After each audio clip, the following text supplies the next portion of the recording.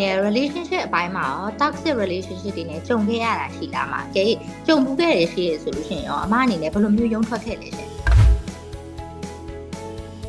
အိမ်အောင်ရှင်ဘဝမှာဆိုရင်ကိုကအိမ်တွင်းအကျန်းဖတ်ခံရတာမျိုးတွေပါတယ်အိမ်အောင်သက်ဆိုရင်73နှစ်ပေါ့73နှစ်လုံးကိုအဲ့လိုမျိုးကြုံတွေ့ခဲ့ရတာနောက်ပိုင်းကျတော့ဘလို့ဖြစ်လာလဲဆိုတော့လူတွေဆိုတာသိခံနိုင်တဲ့အတိုင်းတာတော့တစ်ခုပဲရှိအဲ့ဒီဘောင်ကိုကြော်လာပြီဆိုရင်သိခံနိုင်ဆိုလွတ်သွားတဲ့အခါကျရင်ဥပမာထားပါတော့ तू ကကိုယ်လက်ပါတယ်ငါလည်းပြန်ပါလာမယ်ဆိုတော့စိတ်တစ်ခုဝင်သွားတယ်ဝင်သွားတဲ့အခါကျရင်နောက်ဆုံးပိတ်ဘဝပြတ်မှာကိုတိုင်းနဲ့ကိုတီကိုဘဝကိုလေပြောရရင်တော့ဘသူအကြောင်းနဲ့မှအပြတ်မခံဘူးကိုမှလေရှစ်ဆက်ရမလန်းတိုးတက်ရမလန်းနေအများကြီးရှိတယ်အဲ့လိုရက်တက်နိုင်ခဲ့လို့လေအခုလိုတယောက်တည်းရက်တည်ပြီးတော့အမျိုးသမီးတွေကိုခွန်အားပေးနိုင်တဲ့အနေအထားတစ်ခုရှိတဲ့အမျိုးသမီးတယောက်ပြီးဖြစ်လာတယ်အဲ့လိုမရက်တက်နိုင်ခဲ့ဘူးဆိုရင်ဣတိထောင်ထဲတောင်ရောက်နေတော့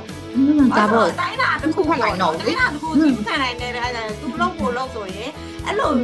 ဖြစ်သွားတဲ့နောက်ွယ်မှာကိုလဲကိုဘဝပြတ်တယ်ကိုရဲ့သားသမီးရတယ်စင်မပြေတဲ့နေရာမှာရက်တက်လိုက်အဲ့ဒီအရာကိုဤလိုလက်ခံလိုက်ရုံးထွက်လာကိုဘဝဟိုဘာအကြောင်းလဲမှအဆုံးမခံနဲ့ဘလိုမျိုးရုံးထွက်ရမလဲဆိုရင်